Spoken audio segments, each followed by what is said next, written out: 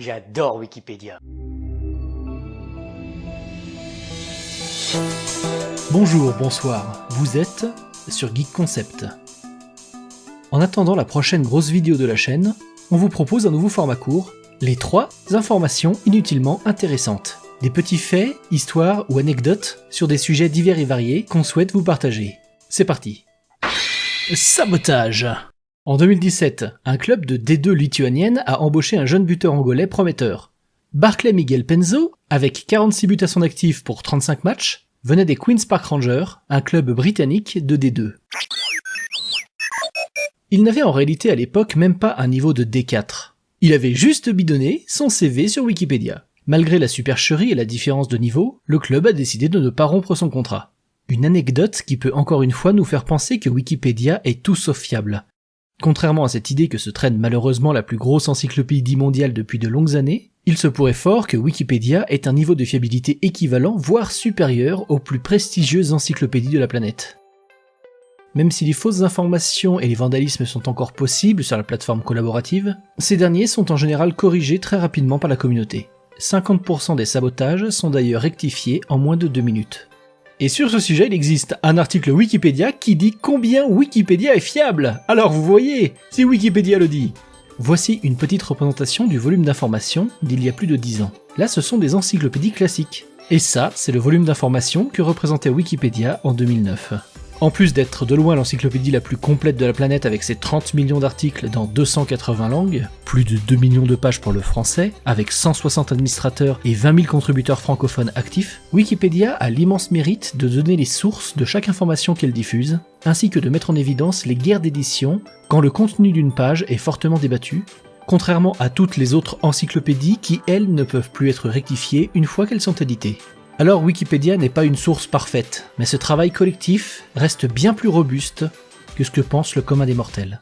J'adore Wikipédia. Après tout, certaines études suggèrent que Wikipédia est désormais l'encyclopédie la plus fiable au monde. Je pense personnellement qu'on ne prend pas suffisamment le temps de s'extasier devant Wikipédia.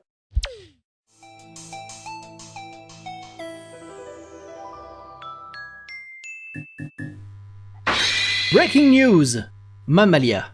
On connaît déjà tous le célèbre ornithorynque, ce mammifère plutôt chou et particulièrement chelou qui pond des œufs. En plus d'être un ovipare mammalien à bec de canard électrosensible qui lui sert à localiser ses proies, avec sa queue de castor lui servant de réserve de graisse, avec son pelage de loutre, ses petites pattes palmées et ses 2 éperons à venin dans ses chevilles arrière pour se défendre des prédateurs, non mécontent de défier complètement les lois de l'évolution, on vient de découvrir que l'ornithorynque est aussi fluorescent à la lumière ultraviolette.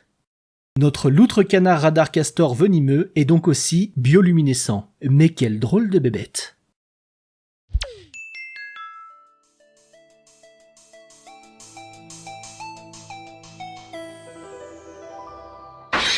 Accessibilité. À la base, le braille n'a pas été réellement inventé pour les aveugles. C'est Charles Barbier de la Serre, un capitaine d'artillerie français, qui l'a inventé pour permettre aux officiers d'écrire et de déchiffrer des messages dans le noir. Quand on éteint la lumière, on ne le voit plus, alors que le luminou dans le noir, on peut le voir. Inventée autour de 1815, cette typographie est d'abord appelée l'écriture nocturne ou sonographie, un système d'écriture en relief où chaque phonème est remplacé par des points. Il présenta en 1821 son système au nouveau directeur de l'Institution royale des jeunes aveugles. Le directeur rassemble des élèves malvoyants pour leur faire tester l'invention. Louis Braille, jeune aveugle de 12 ans, est présent. Barbier, âgé de 54 ans, ne voulait pas prendre en compte les modifications que lui conseillait le jeune élève. Braille travailla donc de son côté sur son propre alphabet. 8 années plus tard, paraît pour la première fois, imprimé en relief, l'ouvrage sobrement intitulé « Procédé pour écrire les paroles, la musique et le plein chant au moyen de points à l'usage des aveugles et disposé pour eux par Louis Braille, répétiteur à l'Institution royale des jeunes aveugles ». Le premier exemplaire original de ce livre a été vendu aux enchères en 2004 pour 37 600 €. C'était 3 informations inutilement intéressantes, exclusivement sur Geek Concept. Et pense à l'abonnement et à la cloche pour ne pas rater les prochaines parutions. Je vous souhaite une bonne journée, une bonne soirée et une bonne nuit. On ne le voit plus.